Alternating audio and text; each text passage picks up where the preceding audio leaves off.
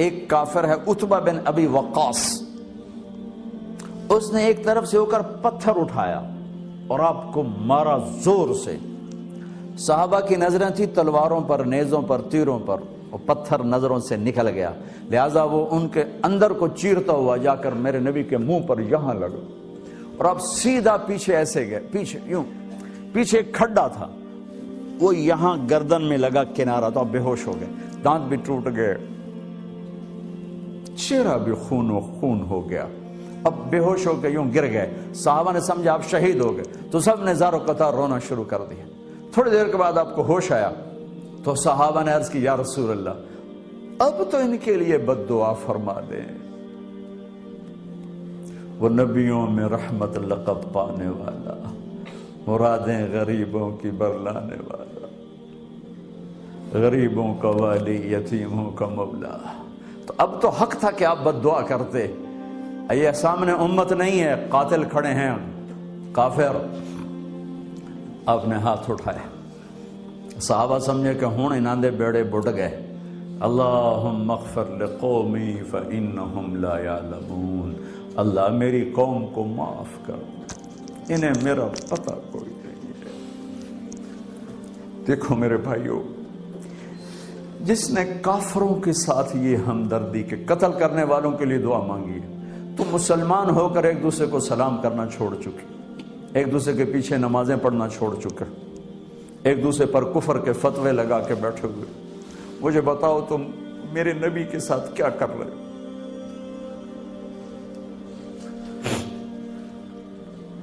وہ تمہیں فرقوں میں بانٹ کر گئے تھے یا امت بنا کر گئے تھے؟ کیوں اس نادان کھیل میں اپنی زندگی برباد کرتے ہو؟ کیوں نہیں مسلمان بن کے رہتے ہو؟ اس امت میں اختلاف شروع سے ہے، ہمیشہ رہے گا، یہاں تک نہ جاؤ کہ ایک دوسرے پر کفر کے فتوے۔ جنت میں کون جائے گا؟ سنیوں نے کہا وہابی کافر، وہابیوں نے کہا سنی کافر، بریلیوں نے کہا دیوبندی کافر، دیوبندیوں نے کہا بریلوی کافر، شیعہ نے کہا سنی کافر، سنی نے کہا شیعہ کافر۔ جنت میں کون جائے گا؟ کچھ تو بھائیو میرے نبی کی محنت کی قدر کرو۔ میرے نبی تو غیروں کو اپنا بنانے آئے تھے، ہم نے اپنوں کو غیر بنا دیا۔ جو نفرت کی آگ وہاں بھڑک رہی ہے، یہاں مت بھڑکاؤ۔ جاؤ میرے دیس میں دیکھو کتنے سر کٹ چکے، کتنے سہاگ اجڑ گئے، کتنی مائیں بے آسرا ہو گئیں، کتنی جوان بیٹیوں کی مانگ ویران ہو گئی۔ کیا اسی کا نام اسلام ہے؟ اسی کا نام عشق رسول ہے؟ اسے وہ دین کہتے ہیں؟ ایک دوسرے کی مسجدوں میں نہیں جاتے ہو، ایک دوسرے کے پیچھے نمازیں نہیں پڑھتے ہو، جنت کے ٹھیکیدار بن گئے ہو۔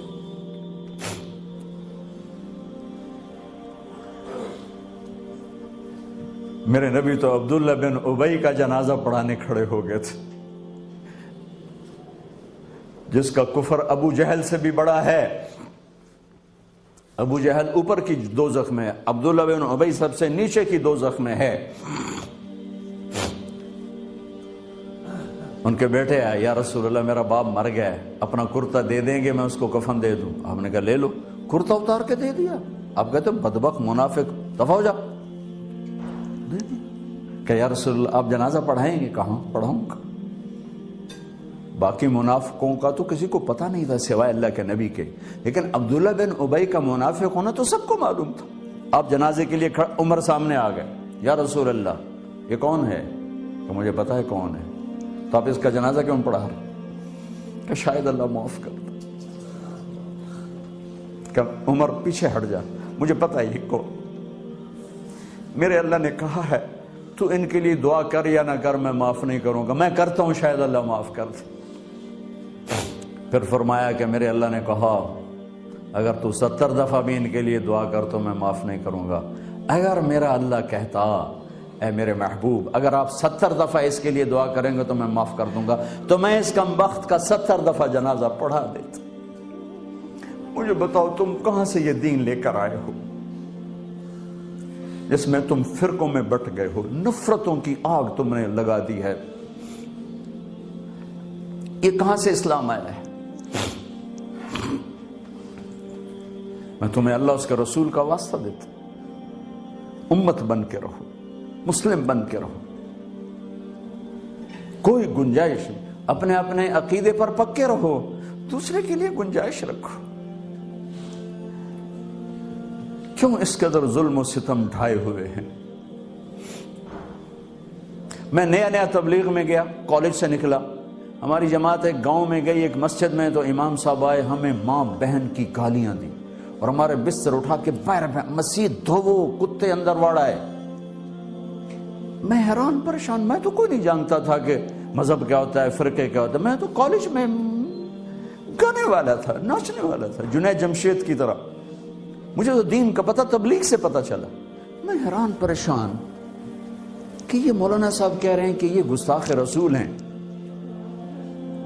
اور مسجد دھو دو باہر کھڑے ہو، یہ مسجد میں کھڑے ہو کر ماں کی گالی دے رہے ہیں، بہن کی گالی دے رہے ہیں، تو پھر معیار دین کیا ہے؟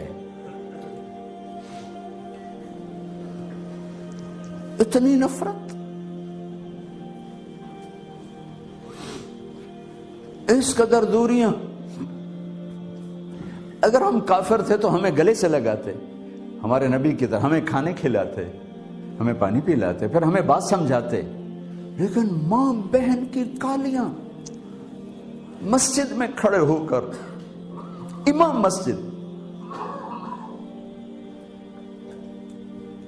ہم پنجاب کے زمیندار ہیں، گالی دینا ہماری سرشت میں ہے، لیکن مسجد میں کانپ جاتے تھے کہ کسی کو الو کا پٹھا بھی کہہ دے۔ ہمارے بزرگ بڑے بھی بہت گالیاں نکالتے تھے، لیکن مسجد میں کسی کو جرت نہیں ہوتی تھی کہ وہ میرے والد مرحوم خود بہت غصے والے بڑے سردار آدمی تھے، تو تھوڑی تھوڑی بات پہ مار پٹائی گالیاں، لیکن میں نے نہیں اپنے باپ کو مسجد میں سنا غصے میں بھی کسی کو گالی دیتے ہوئے۔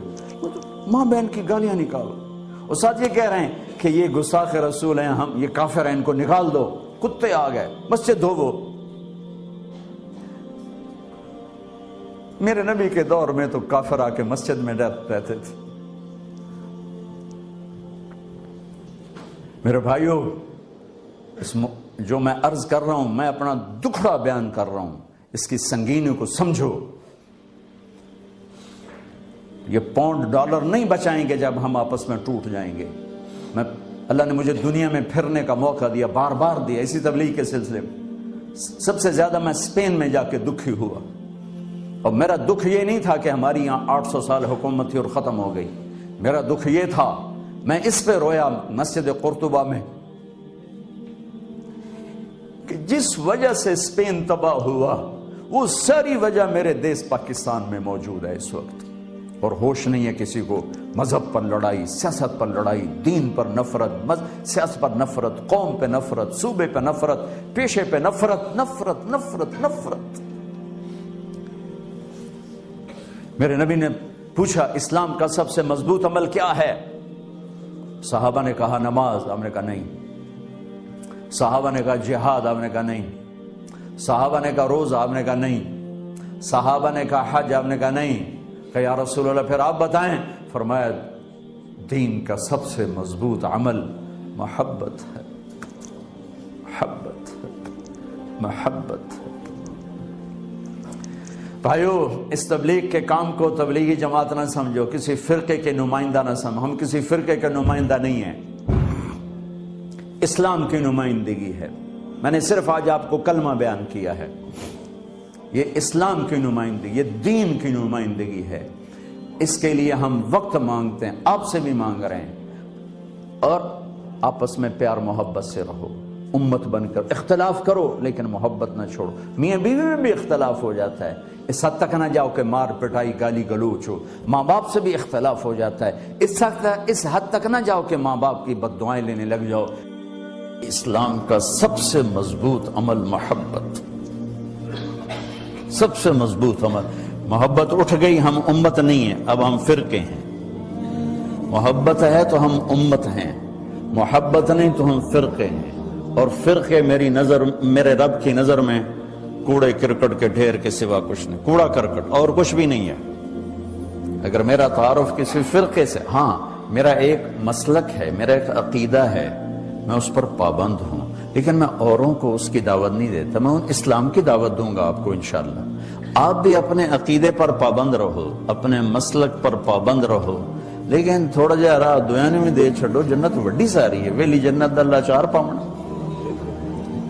اب بریلوی کہتے ہیں دیوبندی کافر ہیں، دیوبندی کہتے ہیں بریلوی کافر ہیں، شیعہ کہتے ہیں سنی کافر ہیں، سنی کہتے ہیں شیعہ کافر ہیں، غیر مقلد کہتے ہیں مقلد کافر ہیں، مقلد کہتے ہیں غیر مقلد کافر ہیں۔ ہن دسو جنت جاونا کہیں ویلی جنت چلا کی کرنا میں، چلو اچار پاؤ۔ اتنی بڑی میرے رب کی جنت کیوں اسی تنگ کر چھڑی؟ سر اساں ہی جاونا، اور کسے جانا ہی کوئی نہیں۔ تو میں اپنے نبی کی حدیث سناؤں، ایک دن ایسا آئے گا میرا اللہ فرمائے گا مالک دوزخ کا، جہنم کا جی ایم، جنرل مینیجر، مالک جس نے زندگی میں کبھی ایک دفعہ بھی میرا نام لیا تھا اس کو بھی جہنم سے نکال کے جنت میں ڈال دوں۔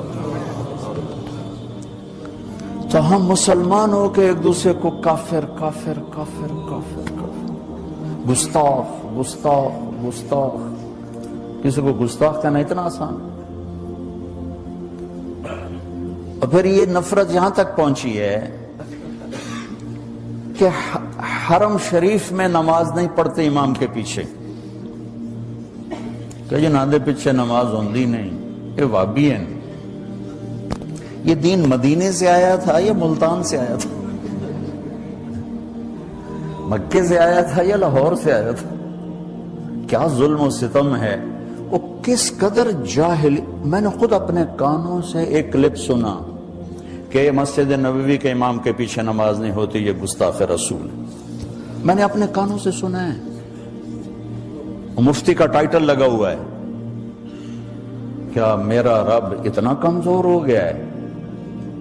میں تو اپنی مسجد میں اپنے کسی مخالف کو کھڑا نہیں ہونے دیتا ہوں، تسی تے کھلومن دو گے کسی؟ تو میرا رب اتنا کمزور ہو گیا کہ اپنے حبیب کے مصلی پر اسی کے گستاخ کو کھڑا کر دیا۔ اپنے گھر میں حرم بیت اللہ جہاں ایک نماز 1,00,000 کے برابر، وہاں ایسے آدمی کو کھڑا کر دیا جو اللہ کے رسول کا گستاخ ہے۔ نہیں بھائیو، یہ ان بھائیوں کو کسی نے گمراہ کر دیا ہے، کسی نے بھٹکا دیا ہے۔ اس لیے میں ہاتھ جوڑا کرتا ہوں نوجوانوں سے آپ سے کہ خود قرآن پڑھو، خود قرآن پڑھو، خود قرآن پڑھو، چونکہ ترجمے موجود ہیں، ہر زبان میں قرآن کا ترجمہ پڑھو تو صحیح۔ میرا رب کی آکھی جانتا، کھول کے نہیں دیکھتے ہو۔ اپنے نبی کی زندگی پڑھو، اپنے نبی کی سیرت پڑھو، اپنے نبی کی حدیث پڑھو، تمہیں خود پتا چلے گا کہ وہ ہستی کیا فرما رہے ہیں۔ پھر تم بیٹھنے والے کو پکڑ سکتے ہو، جناب ہے کی بولی جان دے ہو۔ اب آپ کو پتہ ہی کوئی نہیں وہ کیا کہہ رہا ہے، کہاں سے کہہ رہا ہے۔ بھائیو، امت بن کے چلو، محبت سے چلو، دل کو شادہ رکھو۔